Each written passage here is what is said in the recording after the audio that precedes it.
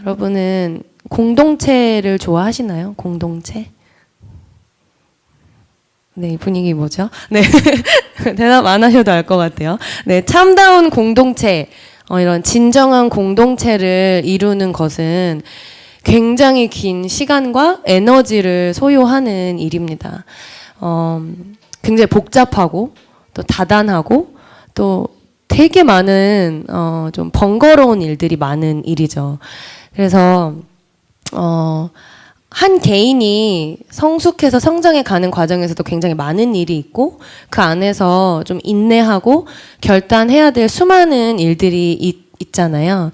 그런데 이게 만약에 공동체가 누군가 더불어 함께 성장한다고 했을 때는 그것은 개인의 성장보다는 어쩌면 더더욱이 쉽지 않은 일이라고 볼 수 있죠.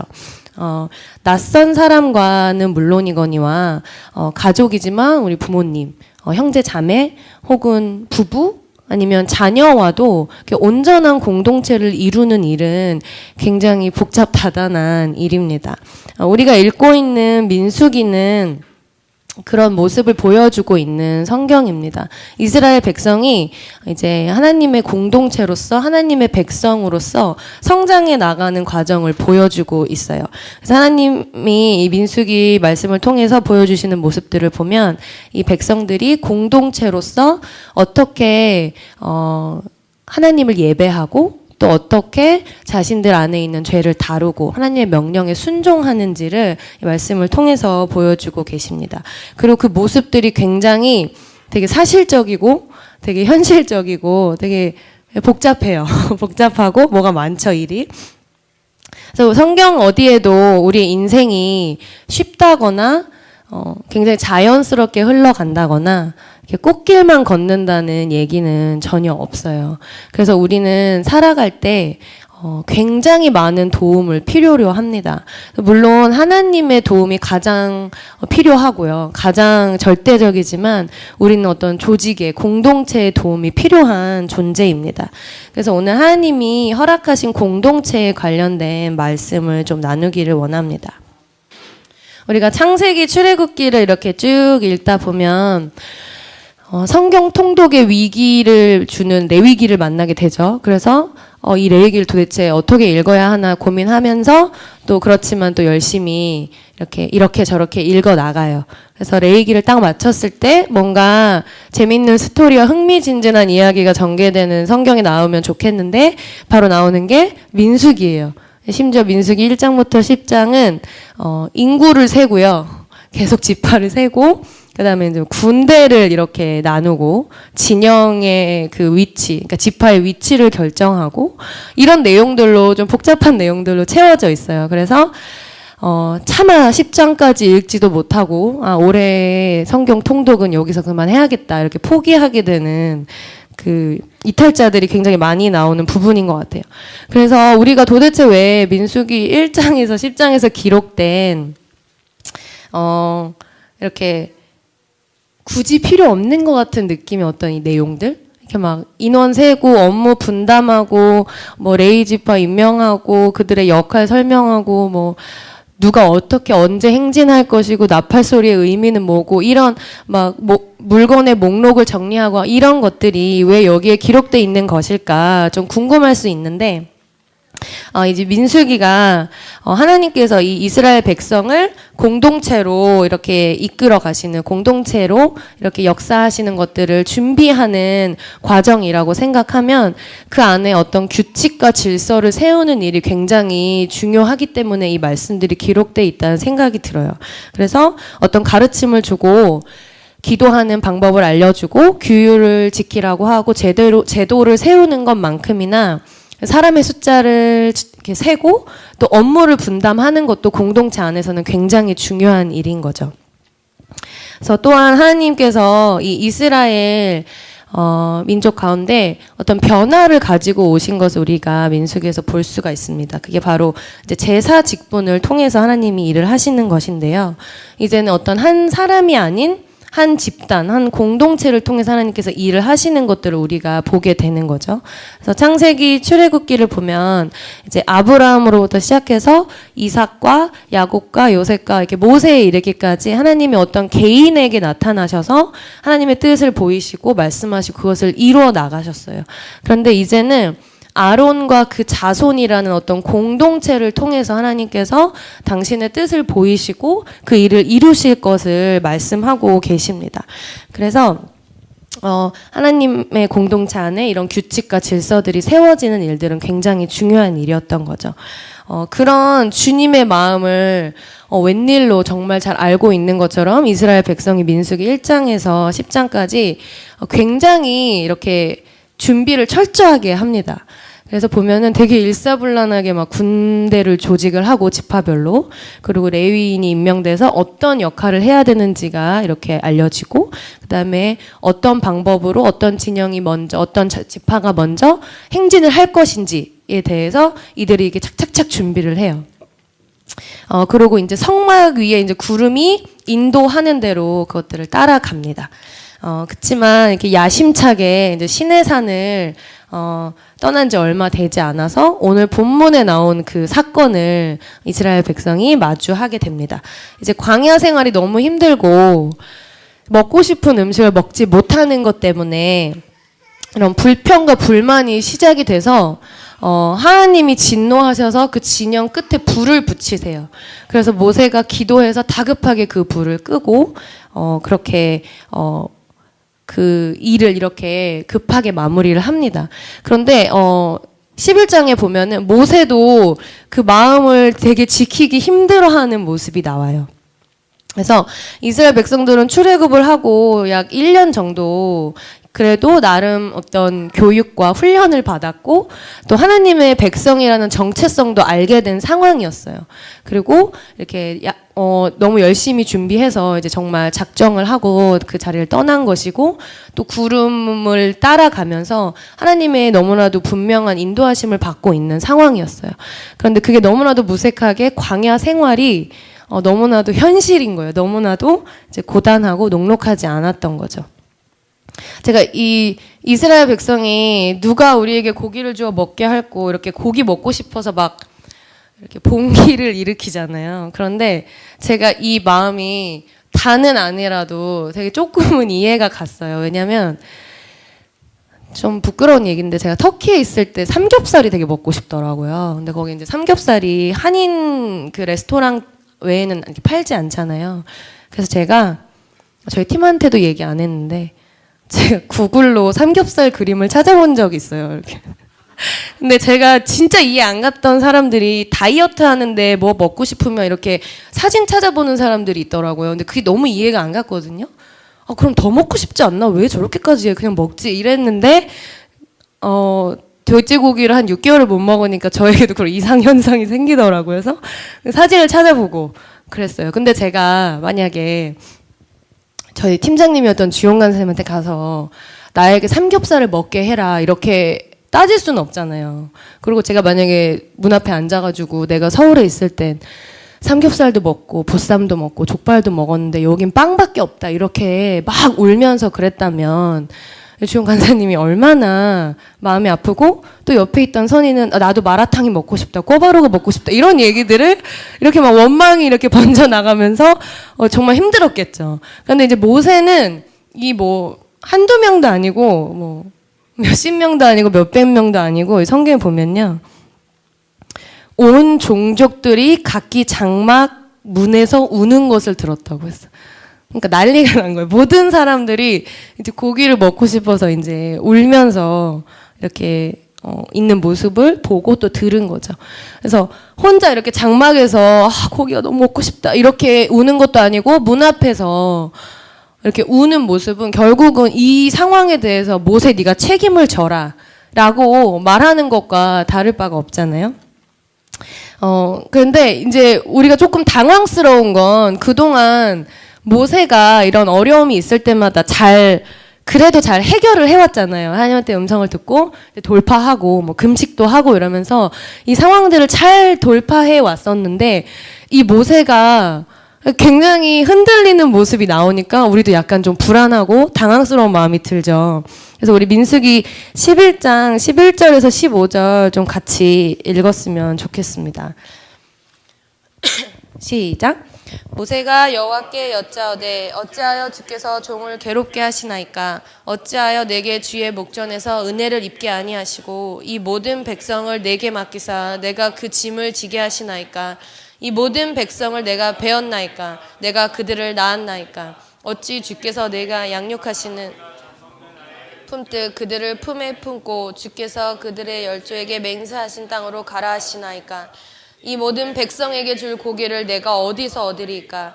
그들이 나를 향하여 울며 이르되 우리에게 고기를 주어 먹게 하라 하온즉 책임이 심히 중하여 나 혼자는 이 모든 백성을 감당할 수 없나이다.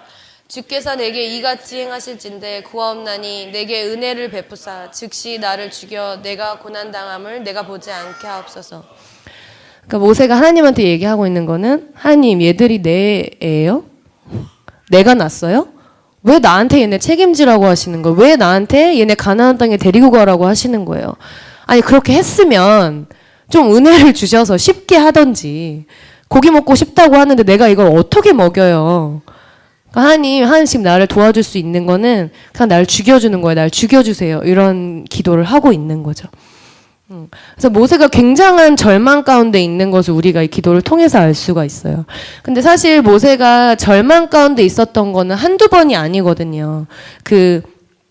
출애굽을 하려고 바로 앞에 나아갈 때도 모세는 굉장한 절망감과 두려움 가운데 있었고 그 훨씬 전에 그 이집트 사람을 실수로 죽이고 광야로 도망갈 때도 그는 굉장한 절망감과 두려움 가운데 있었어요. 그런데 이렇게 한 번도 자기를 죽여주세요. 차라리 내가 죽는 게 낫겠습니다. 이렇게 말한 적은 없었거든요. 그래서 이 모세의 상황이 최악인 것을 우리가 좀 볼 수 있습니다. 그런데 이렇게 그래도 잘 버텨왔던 모세가 이렇게 흔들리는 좀 다른 모습을 보이는 것처럼 모세가 기도했을 때 하나님이 모세에게 응답하시는 것도 조금은 달라진 것을 우리가 말씀을 통해서 좀 볼 수 있어요. 하나님께서 출애굽기에서는 모세에게 1대1로 어떻게 해라 라고 하시는 응답을 주셨었는데 오늘 본문은 16절에서 17절에 보면은 하나님은 좀 다른 방법을 제안을 하십니다. 우리가 16절 17절 같이 읽겠습니다. 시작.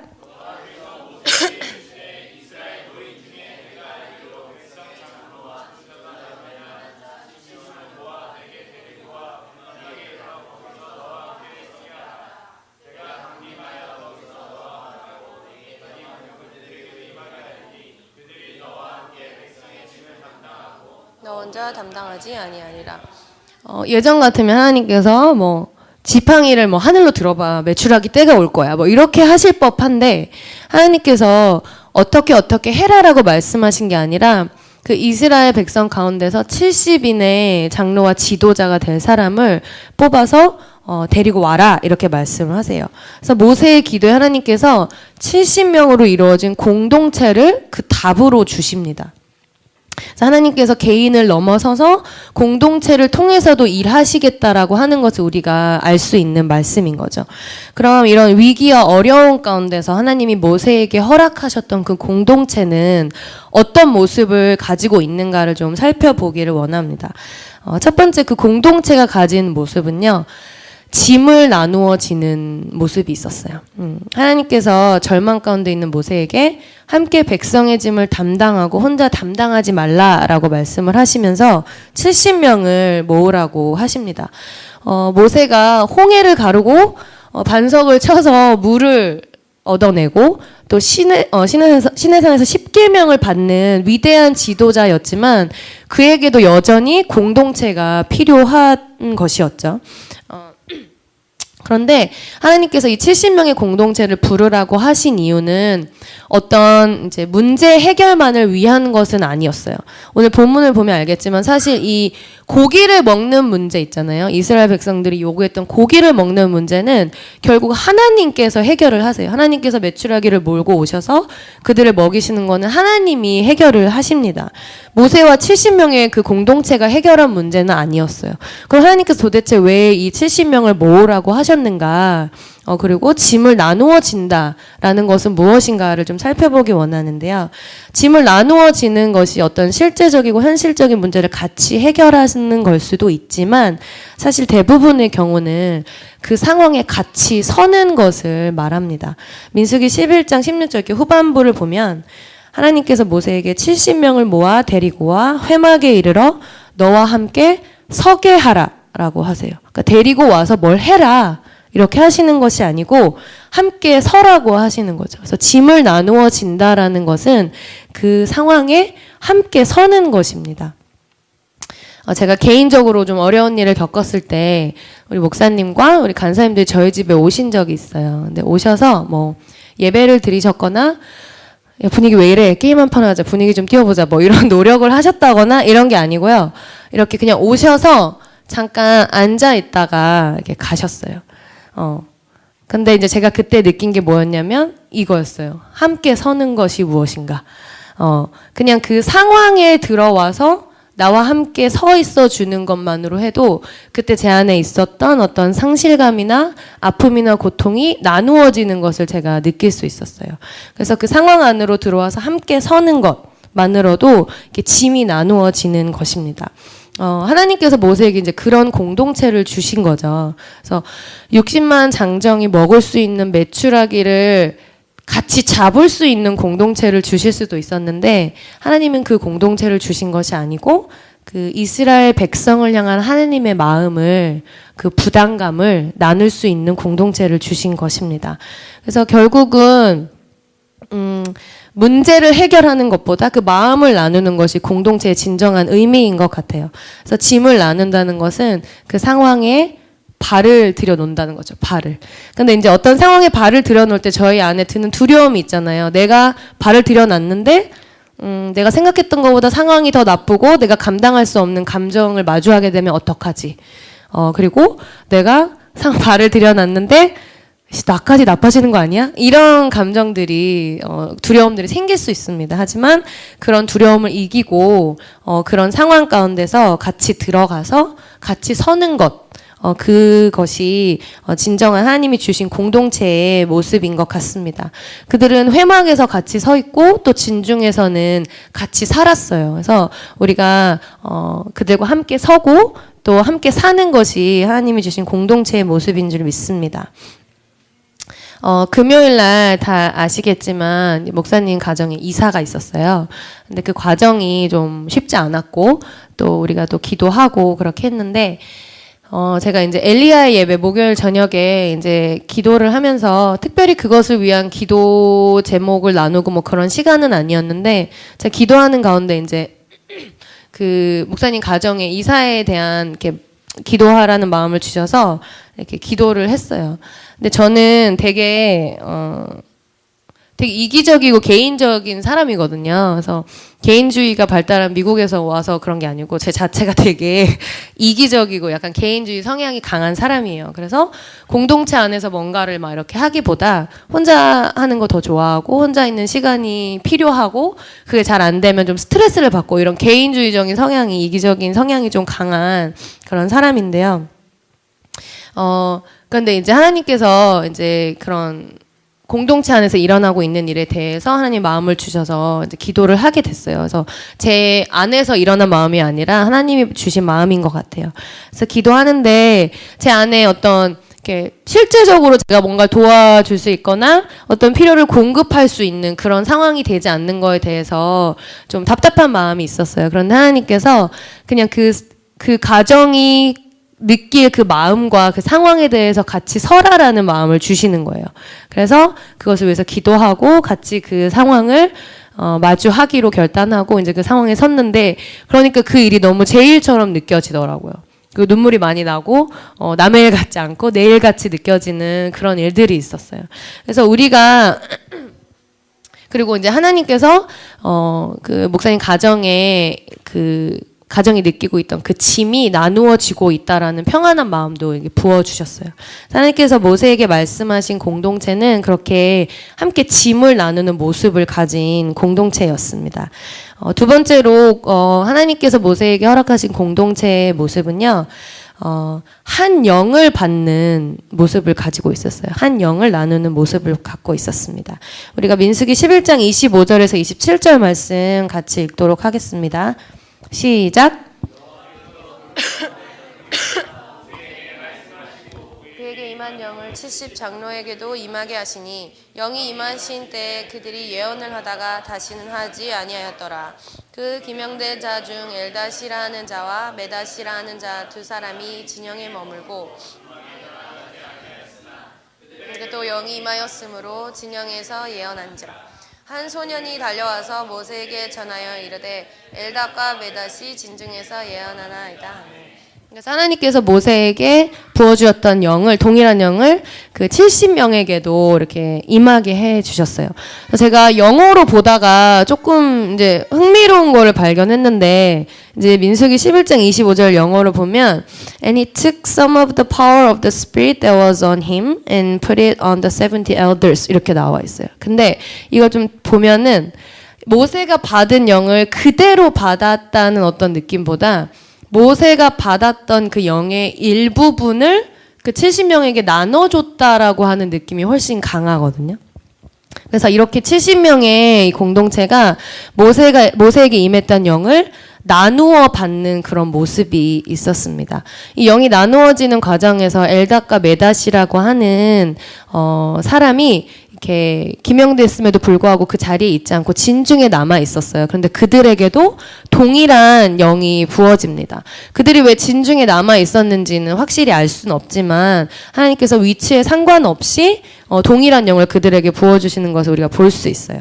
그 하나님의 영이 동일하게 임하면서 그들이 엘닷과 메닷이 진중에서 예언을 하니까 한 소년이 그걸 보고 놀래서 이제 와서 모세에게 말을 했어요. 그러자 여호수아가 모세에게 이렇게 말합니다.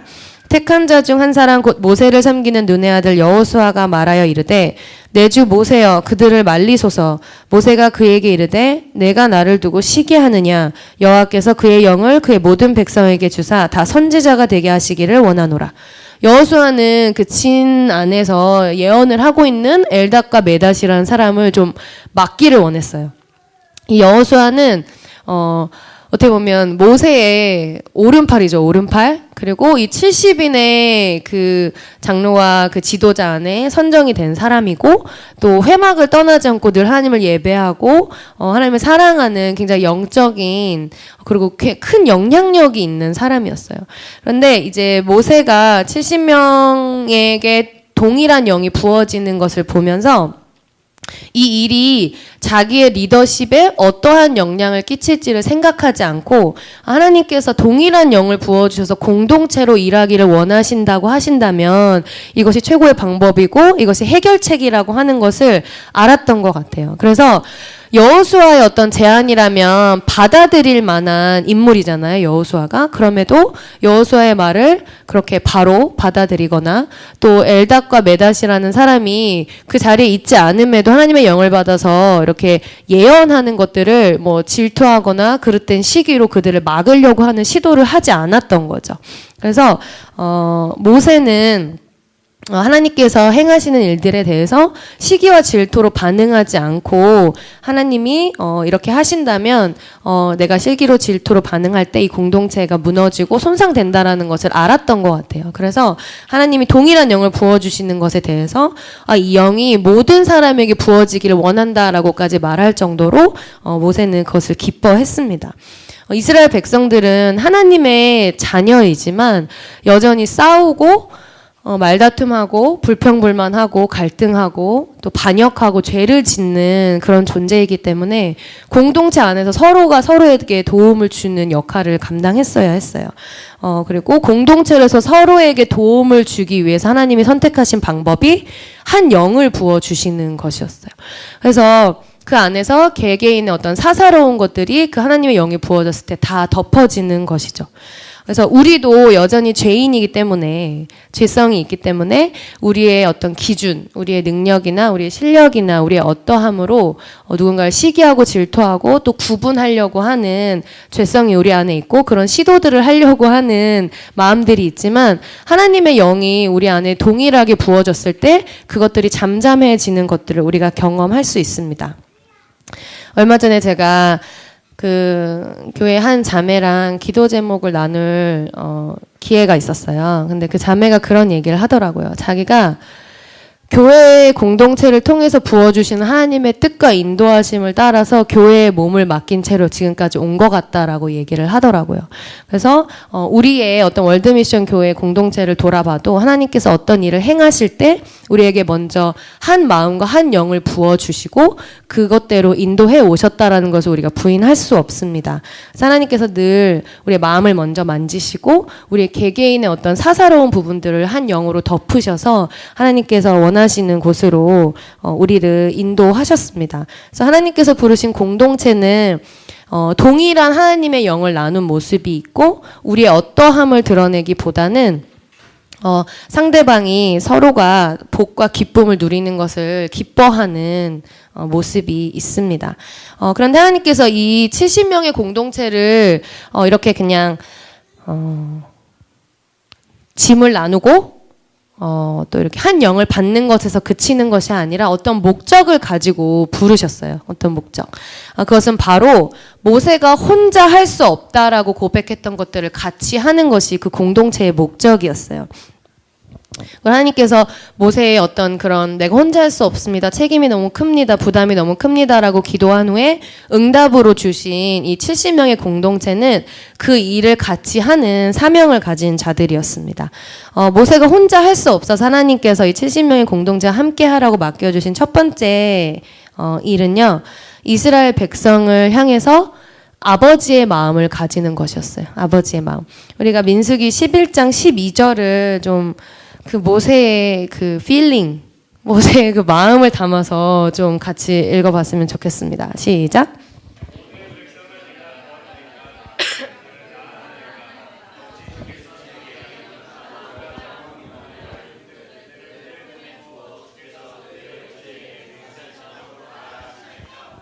그래서 모세가 이스라엘 백성에게 품었던 마음은 이 아버지의 마음이었어요. 아버지의 마음.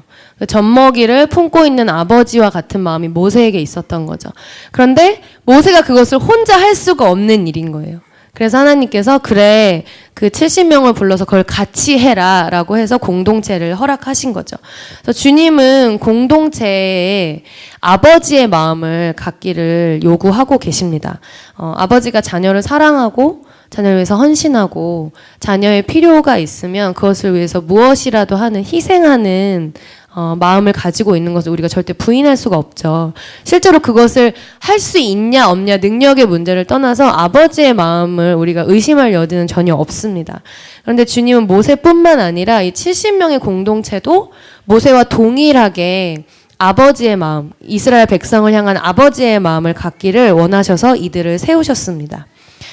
주님께서 또 이 70명의 공동체에게 맡기신 두 번째 책임은 책임을 지는 거예요. 책임을 지는 거.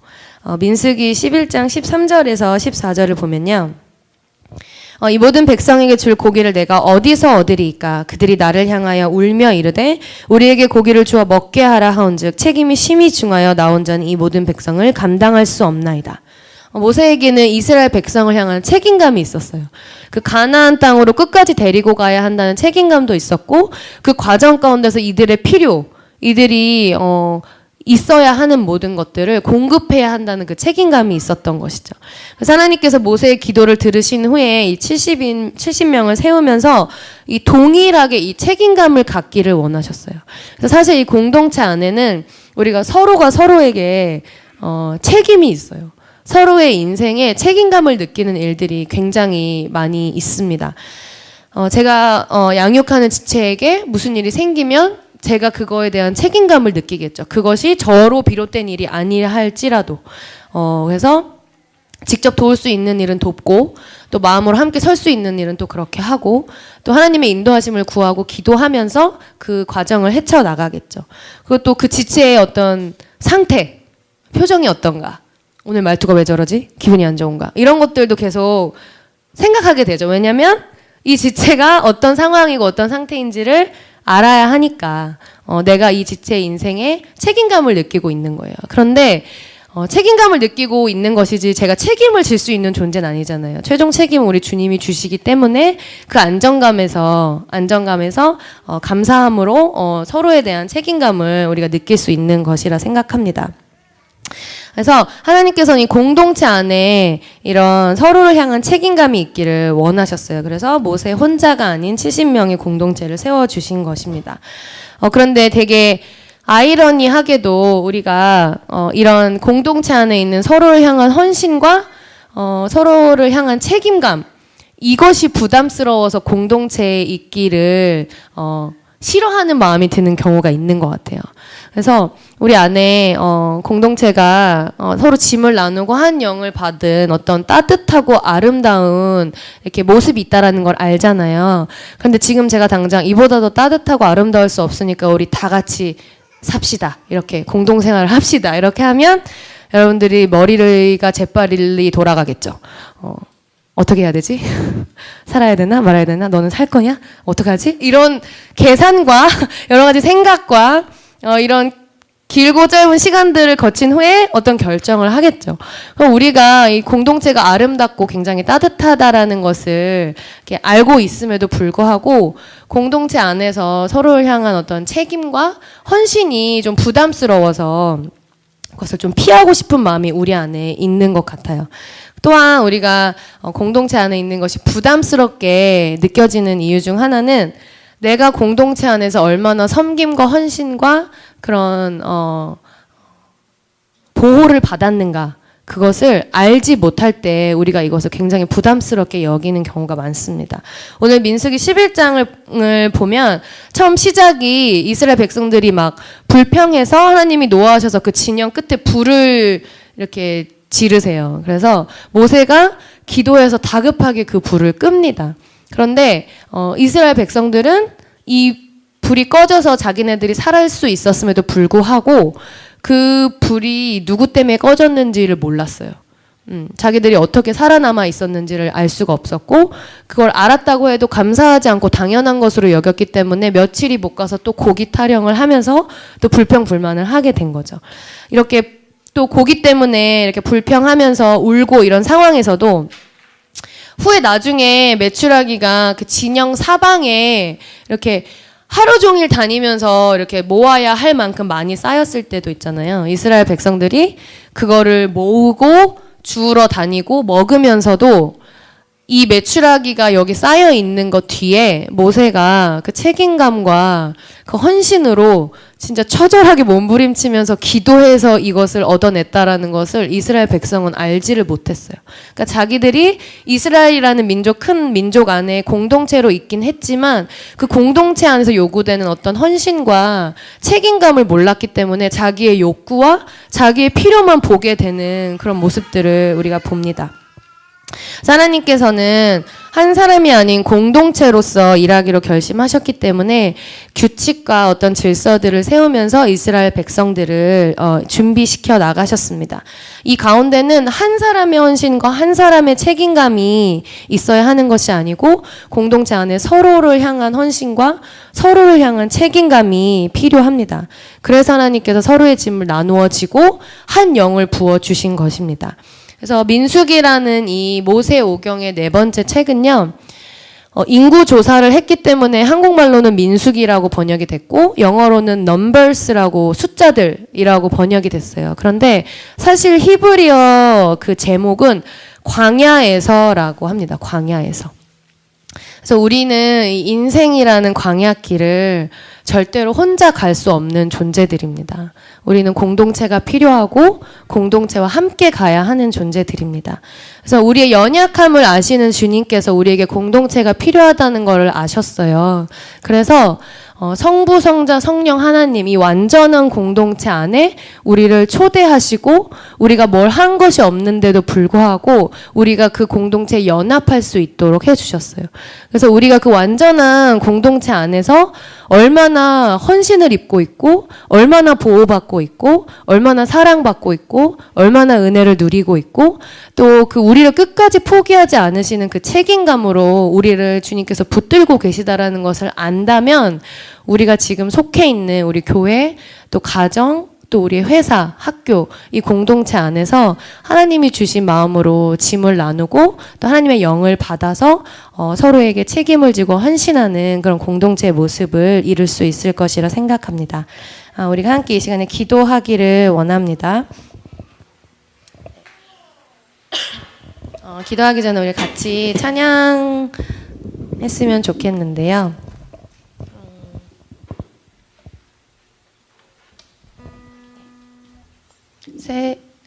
새로운 찬양이라서 잘 익숙하지 않을 수 있지만 굉장히 쉬운 찬양이에요. 그래서 같이 함께 찬양하고 기도했으면 좋겠습니다.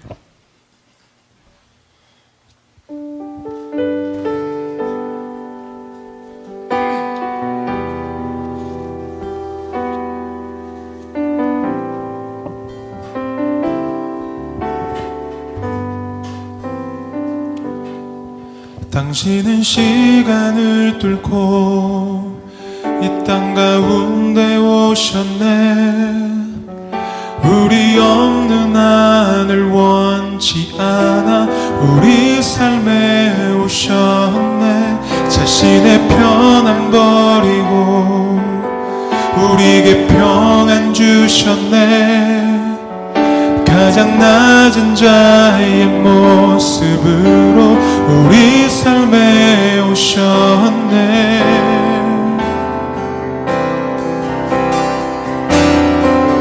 하나님 우리와 영원히 함께 하시네. 끝없는 우리에게 그 나라 보여주시네.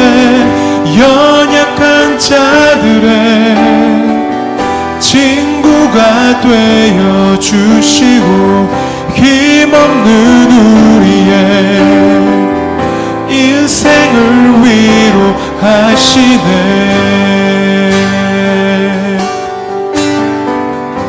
처음부터 당신은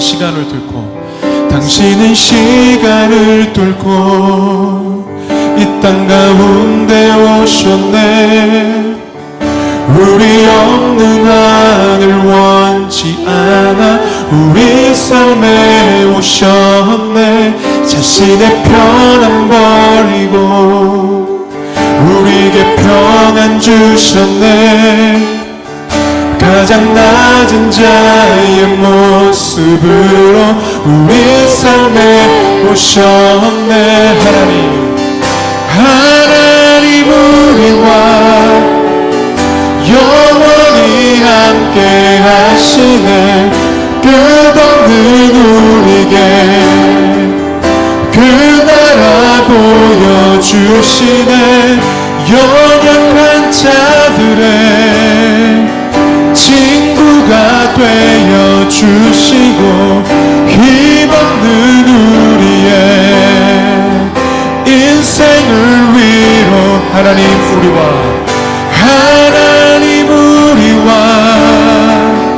영원히 함께 하시네. 끝없는 우리에게 그 나라 보여주시네. 연약한 자들의 친구가 되어 주시고 힘없는 우리의 우리 한 번 더 하나님 우리와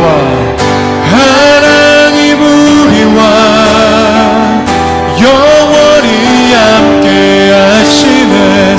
끝없는 우리에게 그 나라 보여주시네.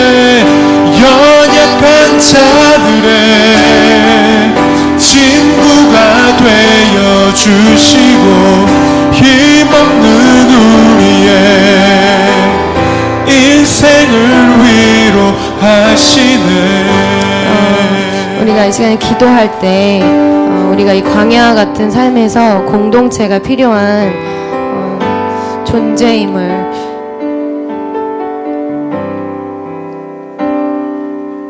고백하기를 원합니다.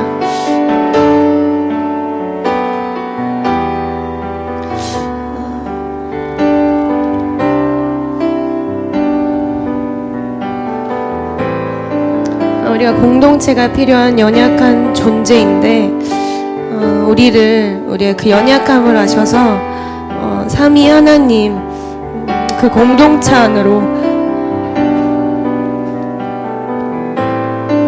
우리를 불러주시고 그 안에서 보호받게 하시고